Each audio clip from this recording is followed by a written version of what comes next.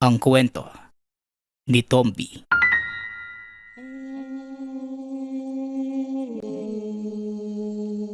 Ang kwentong ito ay hango sa totoong buhay. Mula ito sa isa nating tagapakinig.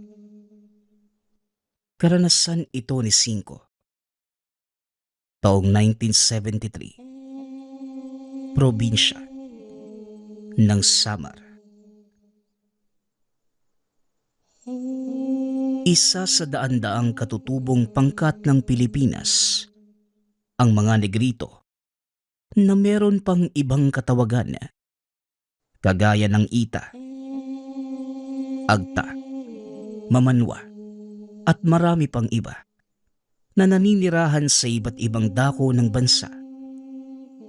Sila ang mga taong may tangkad na aabot lamang ng 4 na talampakan.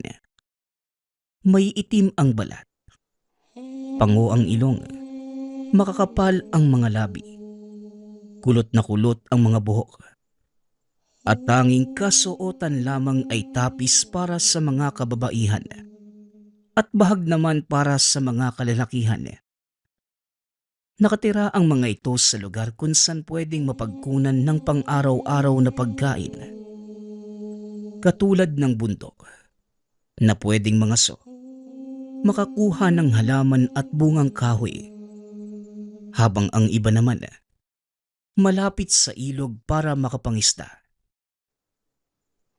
Sa pagdaan ng panahon, naging tampok ng pangungutya ang pangkat dahil sa kanilang pisikal na kaanyuan. Hindi lilipas ang araw na hindi nakakadinig ng panghuhusga. Ito ay isa sa kinakaharap ni Karding. Isang negritong mag-isang naninirahan sa yungib ng kagubatan. Hindi ito kailanman dumarayo sa nayon sa takot na maging katawa-tawa sa paningin ng lahat. Nasa gubat lamang, ibinubuhos ang buong oras sa paghahanap ng makakain. Kung minsan naman, sa panahon ng tag-ani, sumusubok na makabili ng gulay sa mga magsasaka. Ngunit sa halip na makakuha, pinagtatawanan lamang ito. Aba, nandito ka na naman, ang bansot na si Kardeng. Makikisuyo ka ba ng gulay at prutas? Ano na ba ang ibibigay mong kabayaran? Noong huli nagdala ka lang ng 2 isda. Aba, kulang na kulang yon. Ang isda huhulihin mo lang ng ilang oras. Pero itong pagtatanim namin, buwan ang bibilangin. Sandali, ano ba yung nangangamoy? Ang dala mo bang karne? O ikaw na ilang taon nang walang ligo? Wika ni Mang Onyok. Napuno ng tawanan ang buong paligid. Lahat ng magsaka ay hindi mapigilang humagalpak ng tawa. Napayuko na lamang si Karding sa nararamdamang hiya. Hoy, Karding! Kung mangingisda ka lang naman sa ilog, o kung saan mangyamang tubig, bigyan mo naman ng kaunting oras ang sarili mo na makaligo. Daig mo pa yung isda sa sobrang lansa. Hindi ka ba nagtataka kung bakit walang ni isang tao rito sa nayon na nakikipagkaibigan sa'yo? Napakabaho mo kasi. Pangit na nga. Nangangamoy pa. Dagdag ni Aling Tinay.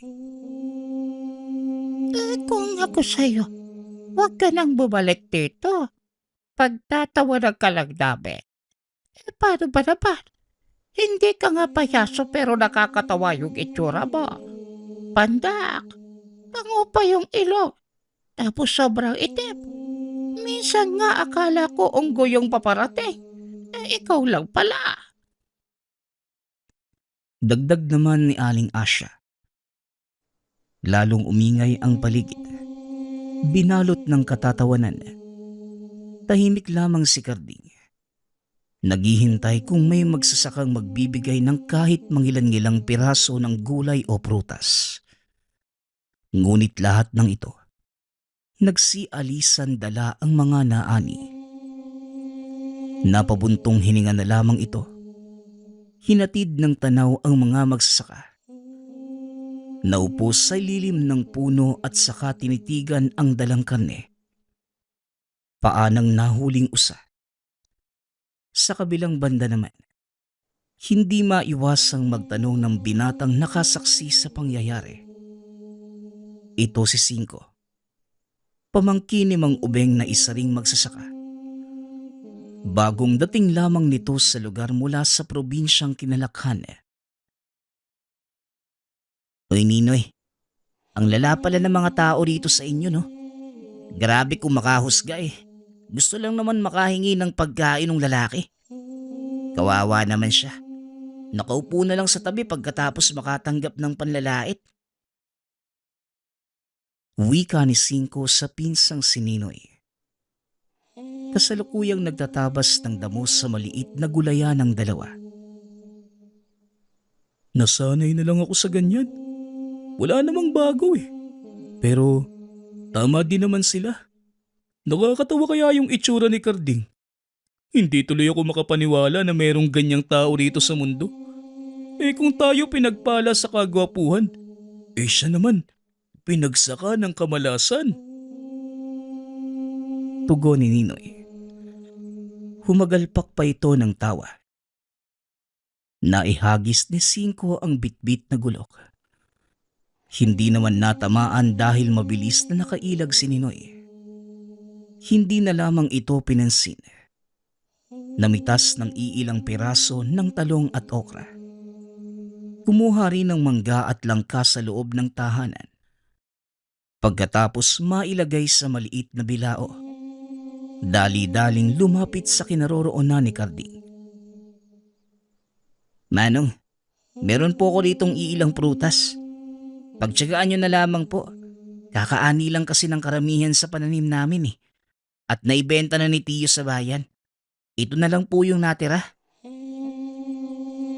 Wika ni Cinco.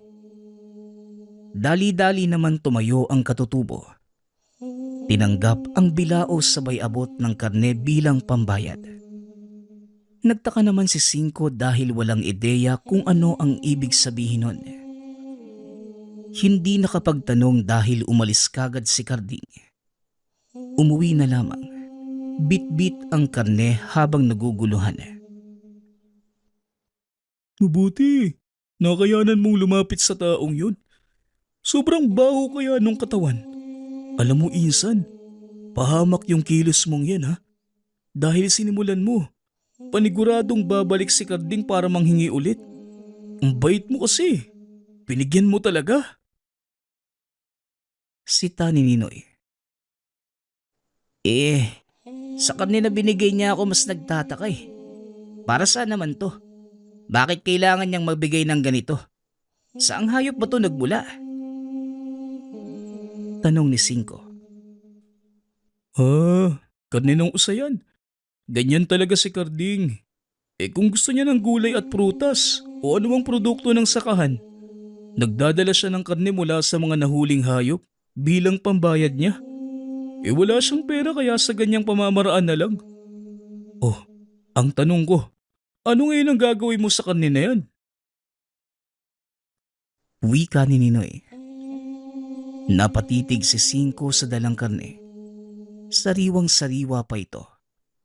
Hindi na rin ng problema nang dumating ang tiyuhin. Tuwang-tuwa matapos makita ang binitbit na karne. Walang tanong-tanong na dinala sa kusina. Naayos na yung problema mo sa karne. Magkakaroon pa tayo ng masarap na ulam. Alam mo, magaling magluto si tatay kahit na anong karne pa yan. Mamitas ka na pala ng sili. Mas masarap yung kain kapag may maanghang. Bilisan mo na. Wika ni Ninoy. Naguguluhan ito sa biglaang pagbago ng salita ng pinsan. Kanina kulang na lamang sabihing itapon ang karne. Ngunit ngayon, nauna pang magpunta ng kusina.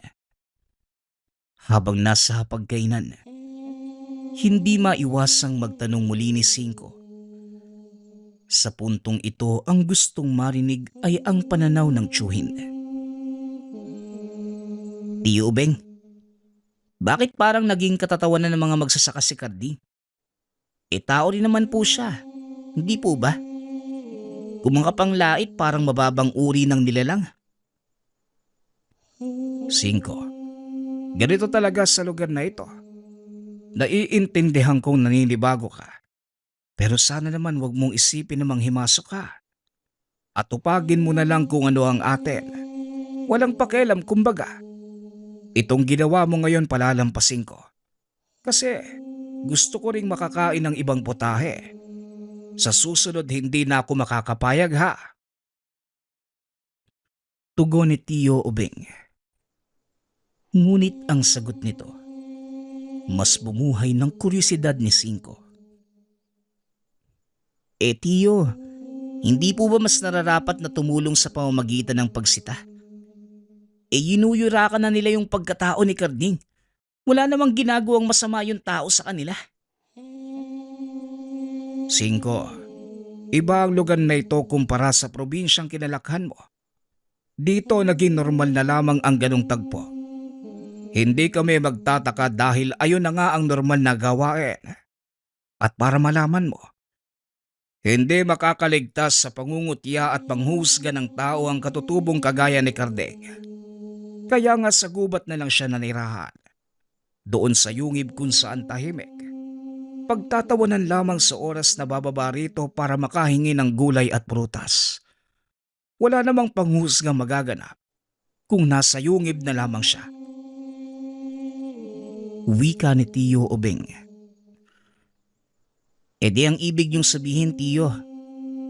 Sinasabi niyong si Karding pa ang may kasalanan kung bakit na nararanasan yung panghusga ng mga tao? Insan, alam mo, mas mainam na kumain ka na lang. Nakakawalang gana kumain kapag malamig eh. Wika ni Ninoy.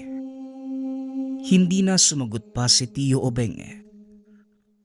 Tumahimik na lamang din si Cinco at inatupag ang pagkain. Paglipas ng mga oras, malalim na ang gabi.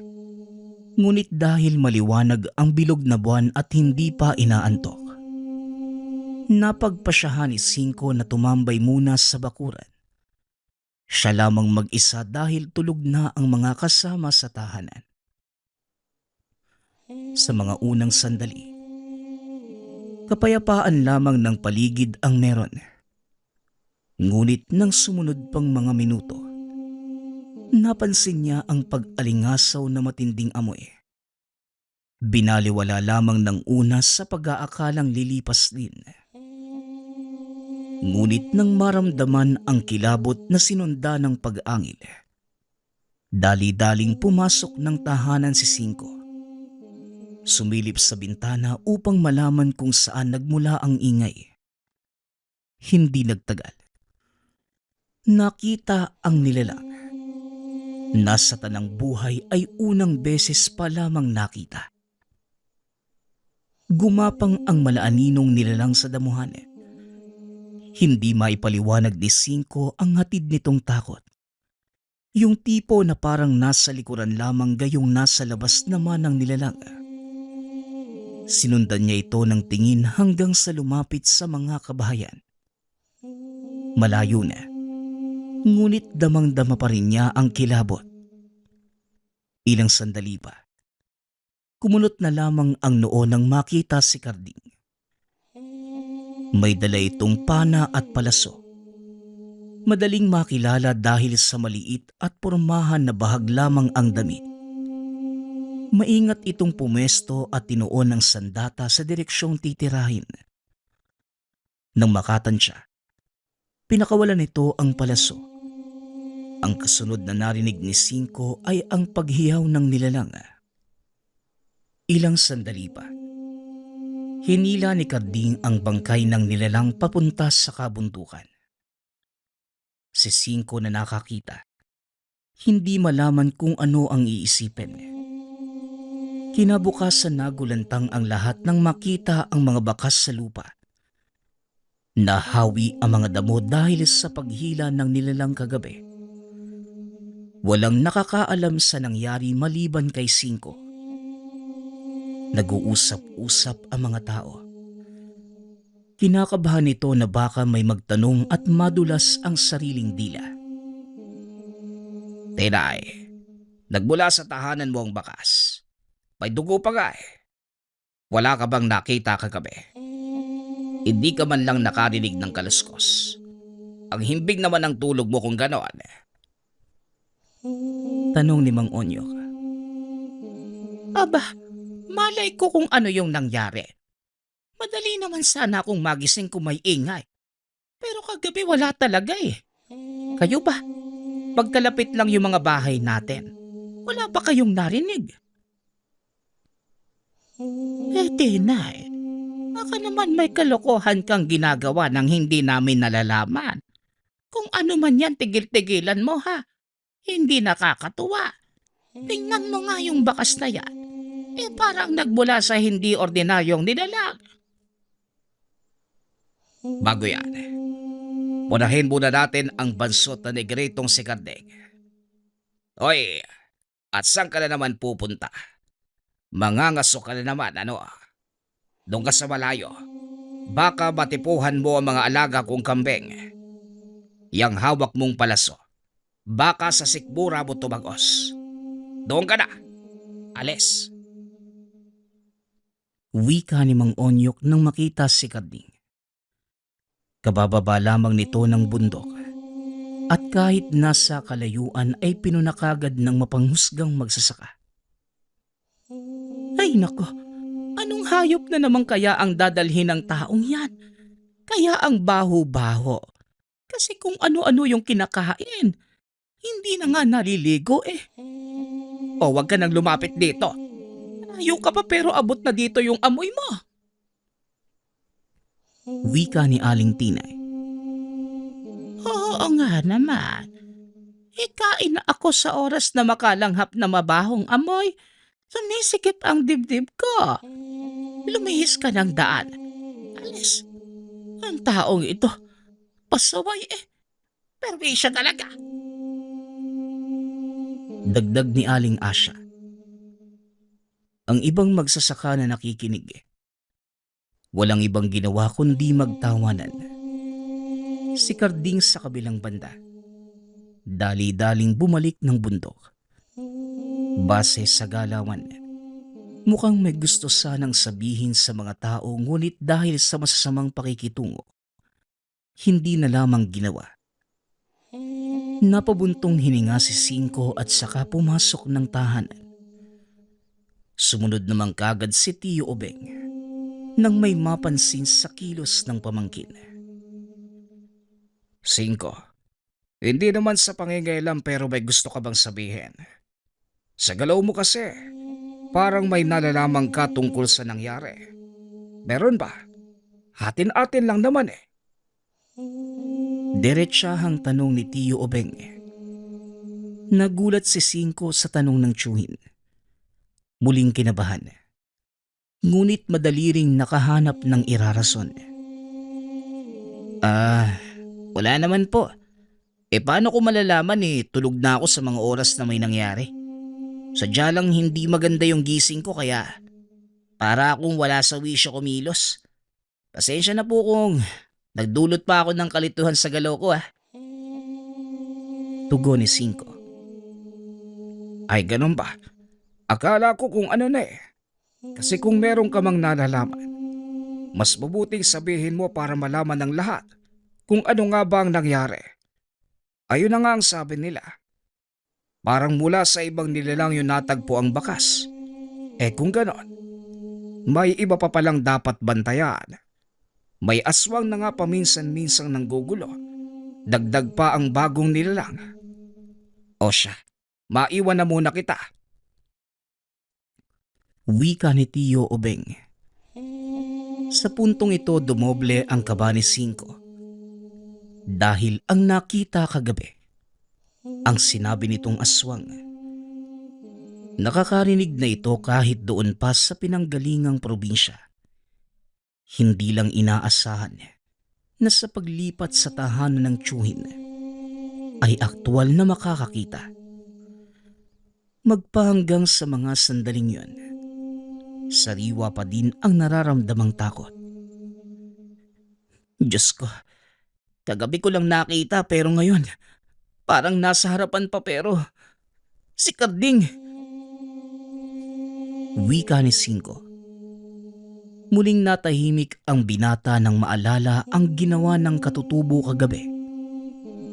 Malinaw na nabalikan sa isipan ang ginawang pagpana hanggang sa paghila ng halimaw.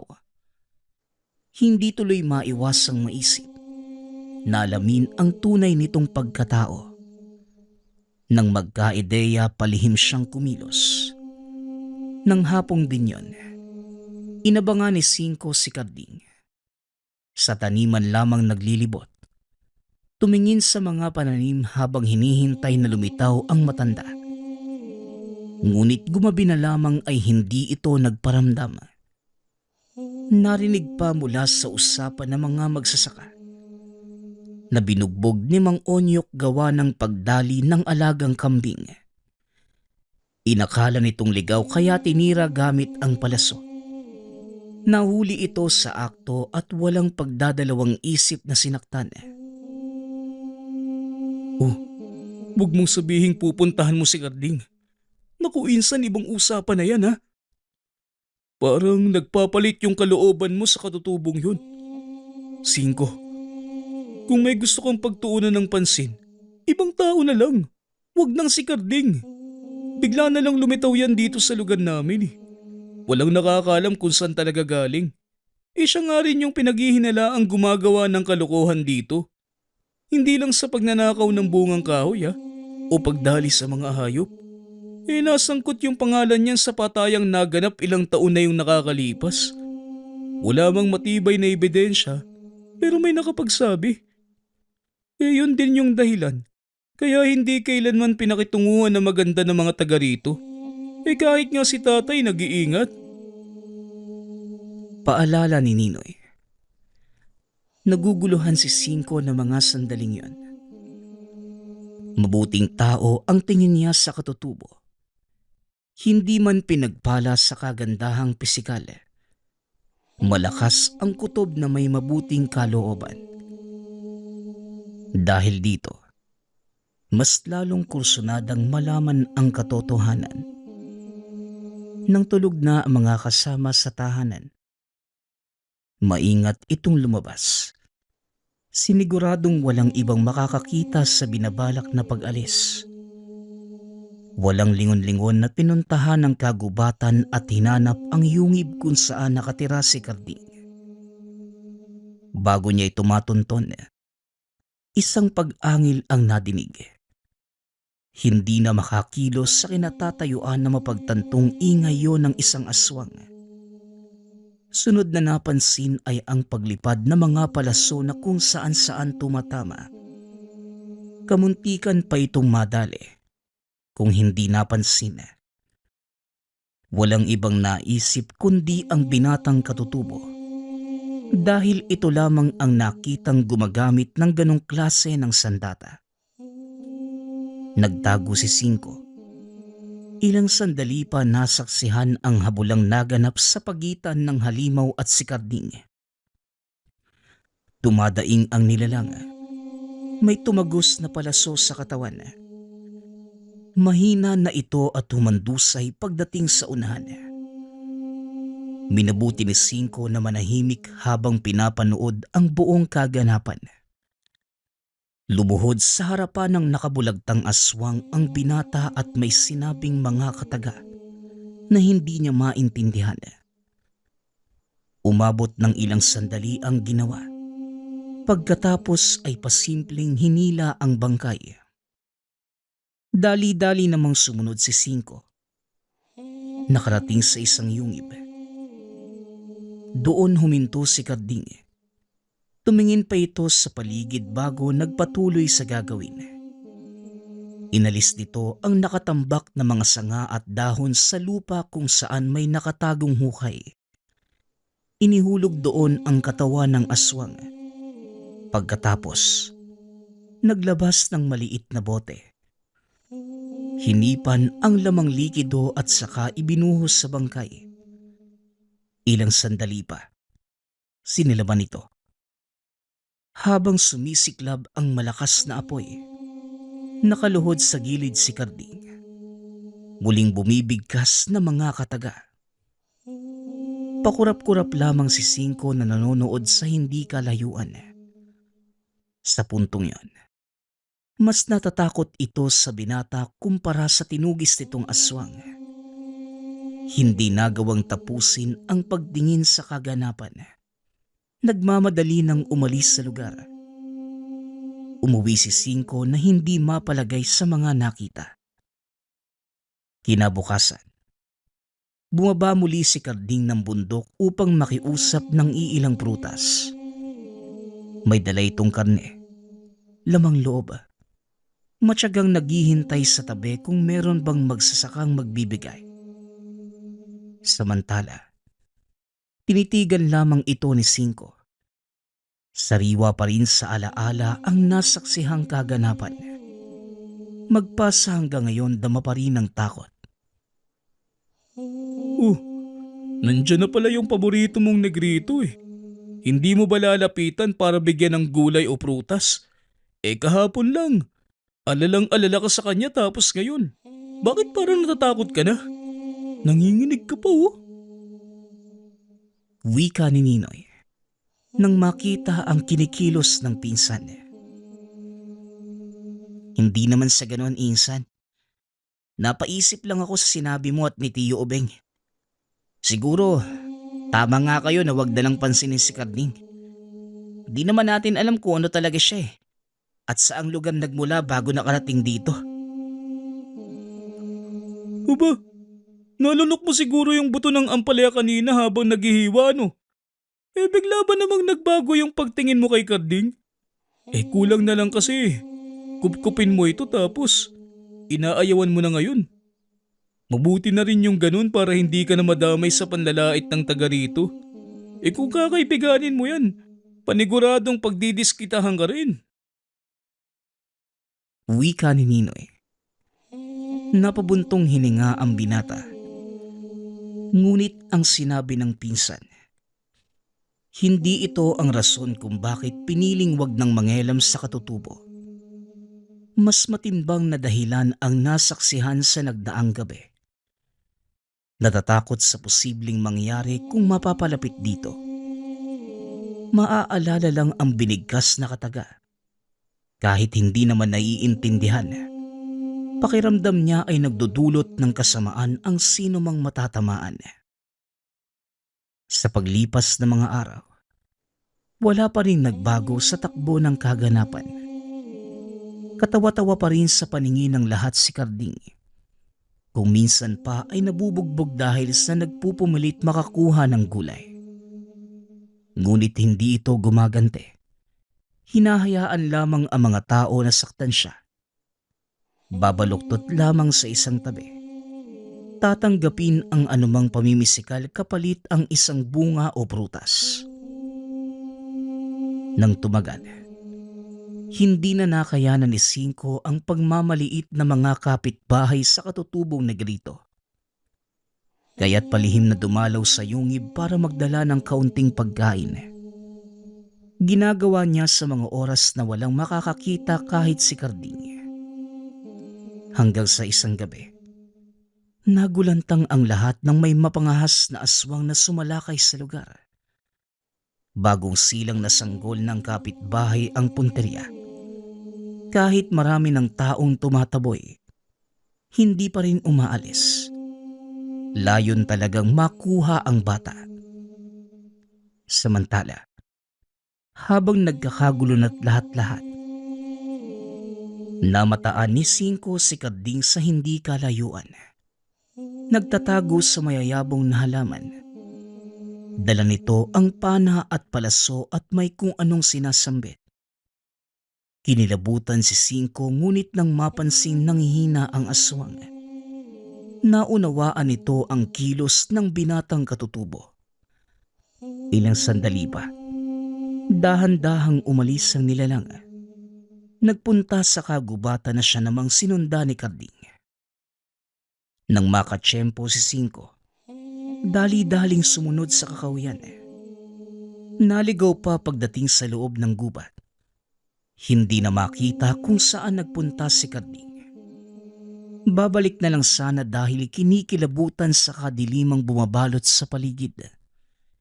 Nang madinig ang pag-angil, pinuntahan ang pinagmulan at mula doon ay nakita ang binatang katutubo. Paulit-ulit na pinapana ang nakahandusay na aswang hanggang sa maubusan ng palaso. Muling nasaksihan ni Cinco ang kilos ng binata kagaya noong nakaraang gabi. Hinila papunta sa yungib ang katawan ng halimaw. Inihulog sa nakahandang hukay.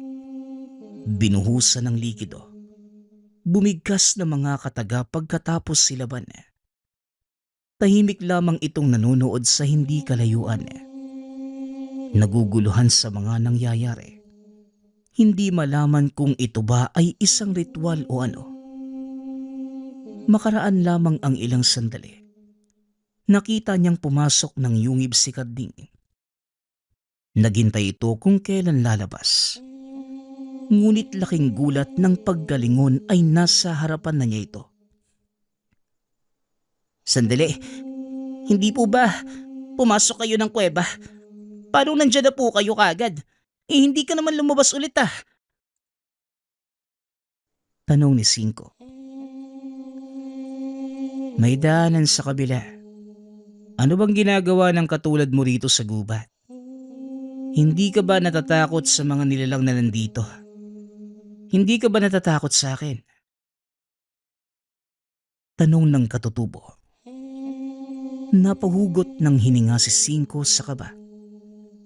Nanginginig habang nakatingin sa mga mata ng binatang katutubo. Napadaan lang naman ako. Aalis na rin ako ha. Alam kong nakita mo rin ang nangyari noong nakaraan. Hindi lang kita nasabihan dahil sa tindig mo. Ikaw yung tipo ng taong sasalilinin ng nakikitang kaganapan. Wika ni Karding. Hindi nakapagsalita si Cinco. Magaan man ang pakikitungo sa kanya ng binatang katutubo. Hindi pa rin maiwasang makaramdam ng takot sa hindi maipaliwanag na gawain ito. Lumakad na siya at pagkarating sa unahan ay muling lumingon. Hindi na kayang pigilan pa ang pagtatanong. Teka, matanong ko lang Karding, sino ba talaga kayo? Anong klaseng tao ka? Napapatay mo yung mga aswang nang walang kahirap-hirap?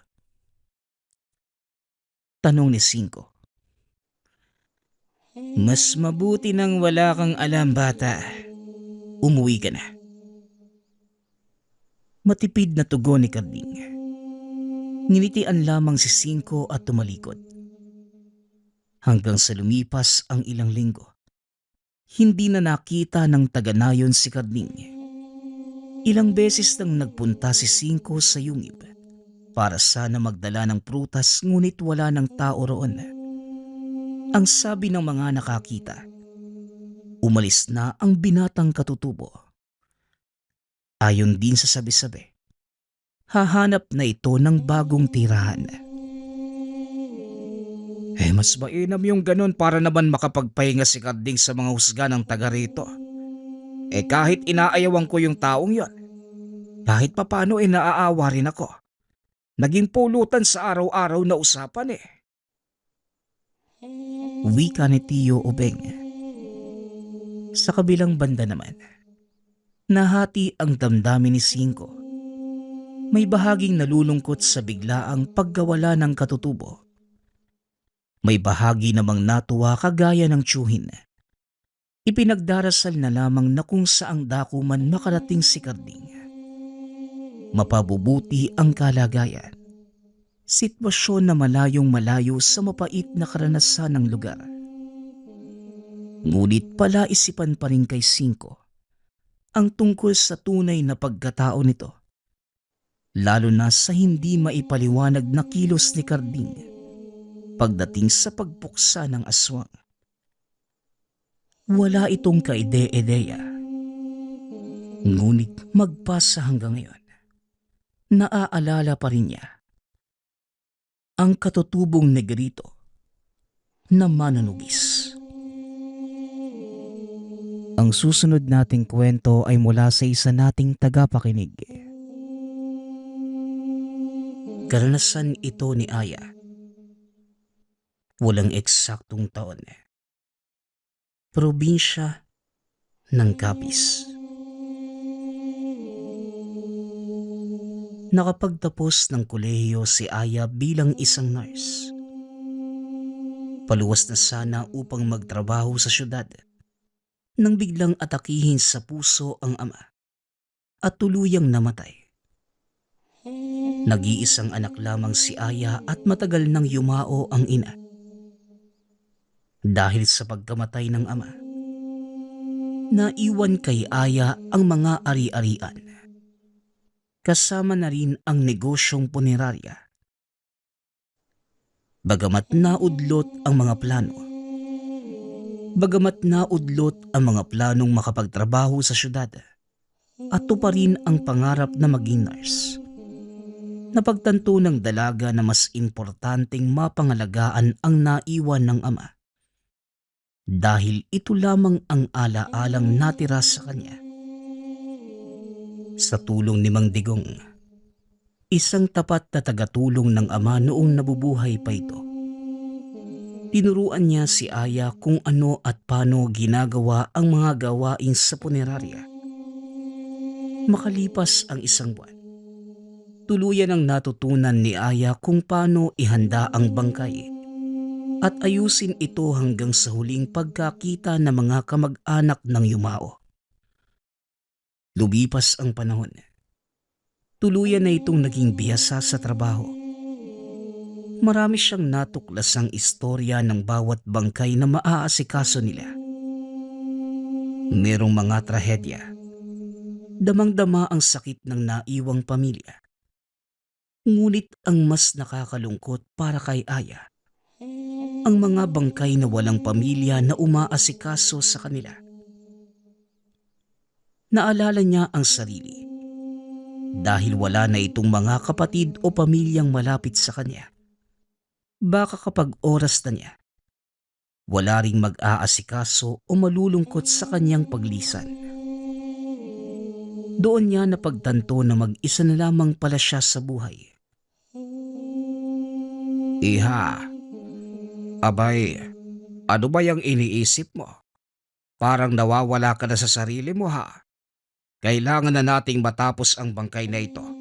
Meron pa tayong 3 natitirang susunod. Wika ni Mang Digong. Pasensya na ho ah. Tugon ni Aya. Dali-dali na nilang tinapos ang bangkay. Siya nga pala iha. Kailangan ko umuwi ng maaga mamaya. Karawang kasi ng anak ko. Bihira ko lang silang makita kaya kailangan ko makauwi kagad. Huwag kang mag-alala. Gagawin ko naman kagad ang mga gawain ko para hindi ka na mahirapan mamaya. At ang mga hindi mo matatapos ngayon, bukas na lang natin itutuloy. Wika ni Mang Digong. Sige ho Mang Digong. Kaya ko na po ito. Pakibati na lang po na maligayang kaarawan sa anak niyo ah. Tugon ni Aya. Tinapos na lamang ni Mang Digong ang mga gawain niya. At nang dumilim na, nagpaalam na ito kay Aya. O siya iha, mauuna na ako ha. Tumawag ka na lang kung meron kang kailangan. Wika ni Mang Digong. Naiwang mag-isa si Aya sa punerarya. Bagamat matagal na itong nandito at pamilyar na sa lugar simula pagkabata, meron pa rin konting takot si Aya dahil puno ng mga yumao ang lugar. Habang naglilinis ng mga kagamitan, nakarinig siya ng kalampag sa kabilang silid. Napatigil si Aya sa ginagawa at kumuha ito ng malaking pamalo. Iniisip na maaaring merong nanloob sa kanila. Dahan-dahang binuksan ni Aya ang pintuan. Pagkabukas ng pinto, nakita niya ang isang malaking daga. Nagulat siya nung una at tuluyan niya itong pinalis. Natawa na lamang sa sarili dahil kung ano-ano na lamang ang iniisip. Merong bangkay na nakalapag sa mesa ng silid na yon. Inayos niya ito. Itinabi sa gilid ang mga braso. Tinignan muli ni Aya ang paligid bago tuluyang pinatay ang ilaw at sinara ang pinto. Bumalik si Aya sa tanggapan ng punerarya. Ipinagpatuloy ang paglilinis. Makalipas ang ilang sandali, bigla na lamang kumislap ang mga ilaw. Kinabahan si Aya nang biglang kumulog ng napakalakas sabay bumuhos ang malakas na ulan. Mukhang hindi yata ako makakauwi kagad nito ha. Wika ni Aya sa sarili. Napagpasyahan ng dalagang hintayin na lamang tumila ang malakas na ulan. Naganap na lamang ito ng ibang gawain pampalipas oras. Bagamat tanggap na niya na nawala na ang ama, hindi niya maiwasang malungkot dahil mag-isa na lamang siya sa buhay.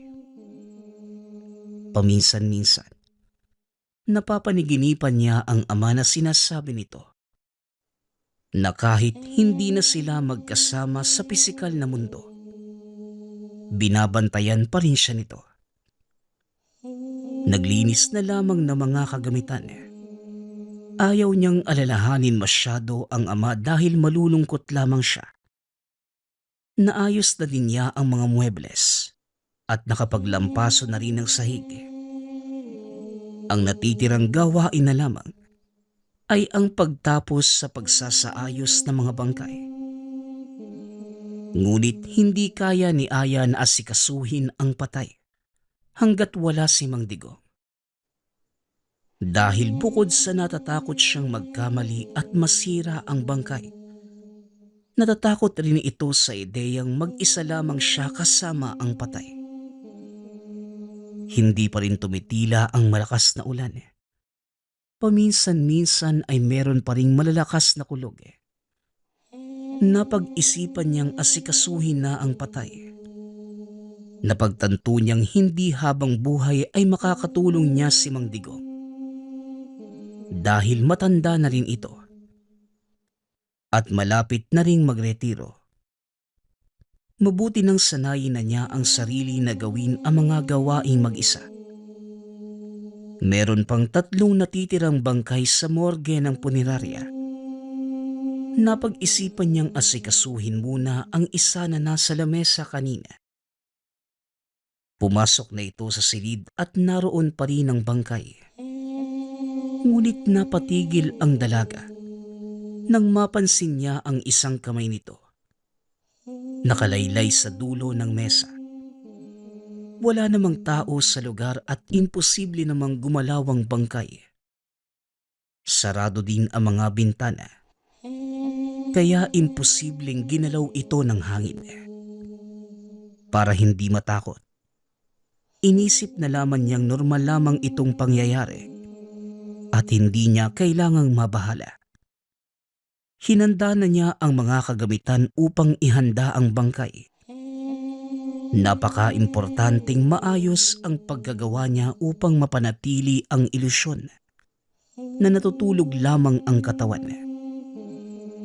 Makalipas ang ilang sandali at nasa kalagitnaan na siya ng proseso nang biglang kumulog ng napakalakas.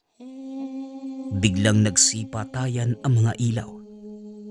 Napatalon sa gulat si Aya nang makakita ng anino ng isang nakatayong tao at biglang bumukas muli ang mga ilaw. Wala na ang pinagbula ng anino sa pwesto kung saan niya ito nakita.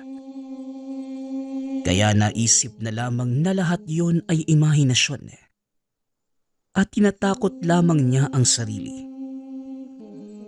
Lumipas ang ilang minuto at tuluyan ng kumalma si Aya. Nagpatuloy na ito sa gawain. Matapos lagyan ng pampaganda ang bangkay, Handa na niya itong iligpit upang kunin ng kamag-anak bukas. Habang nililigpit ang katawan ng bangkay, nakaramdam ito ng kilos sa bandang likuran niya. Napatingin kaagad si Aya, ngunit wala naman itong nakita. Unti-unti na itong kinikilabutan, kaya binilisan na ng dalaga. Isinara na ang silid. Tumila na rin naman ng malakas na ulan at uuwi na rin siya. Kinabukasan, pagkapasok nito ay nakasalubong si Mang Digong. Kausap niya ang mga galit na parokyano.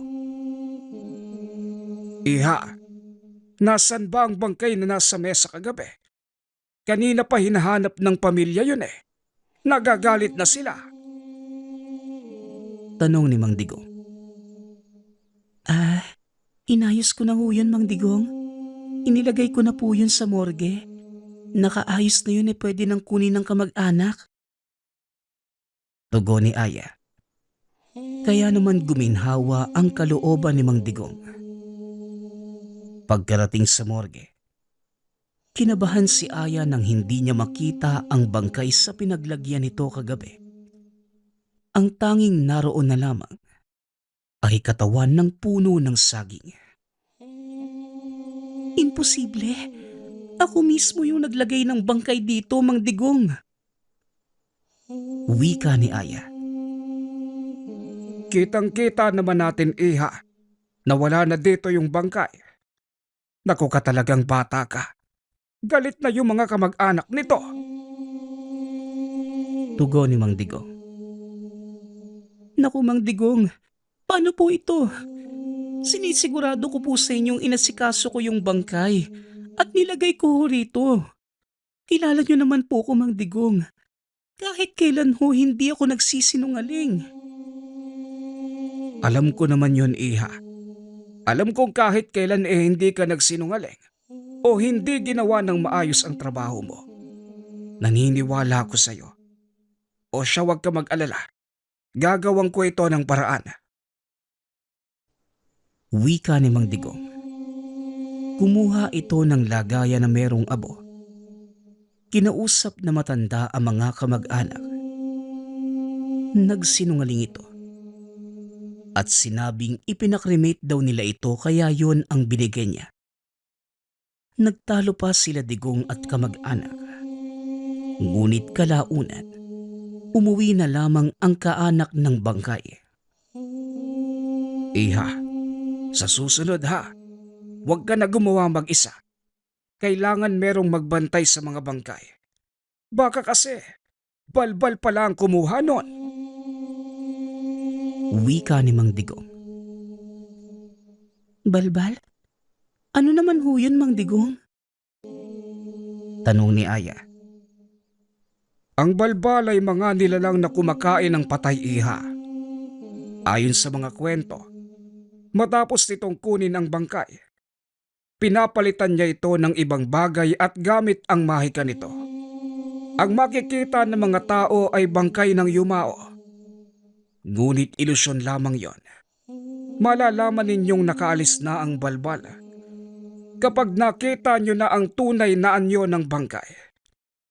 Madalas ito ay katawan na ng puno. Pagpapaliwanag ni Mang Digong.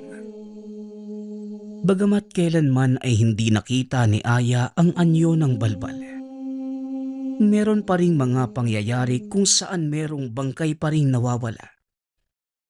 Dahil dito, napagpasyahan ni Aya na maglagay ng recorder upang makita kung meron ngang balbal o meron taong kumukuha talaga ng patay. Sa mga unang araw, walang nakukuhang anomalya ang recorder. At lumipas pa ang isang buwan. Napag-isipan na lamang ni Aya na ibaba na ito dahil magastos sa memorya. Hanggang sa isang gabi, kumuha na ito ng hagdan upang ibaba ang recorder. Nang biglang may kumalampag sa may morgue. Dali-dali itong pumunta doon at laking gulat niya. Nang makita ang nakakakilabot na nilalang, hindi tao ang anyo nito. Napakahaba na mga braso at kuko. Matalas ang dila at meron itong daladalang lagayan. Hindi maipaliwanag ni Aya ng maayos ang itsura nito. Para itong pinaghalong mga hayop.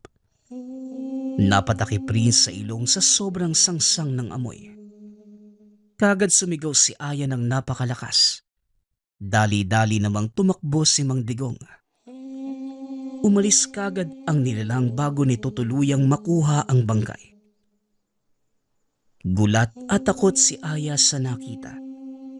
Hindi niya inaasahan na personal niyang makikita ang nilalang. Mabuti na lamang ay madali lamang napaalis ang balbal. Kailangan lang merong magbabantay sa bangkay upang hindi ito tangkain ng nilalang.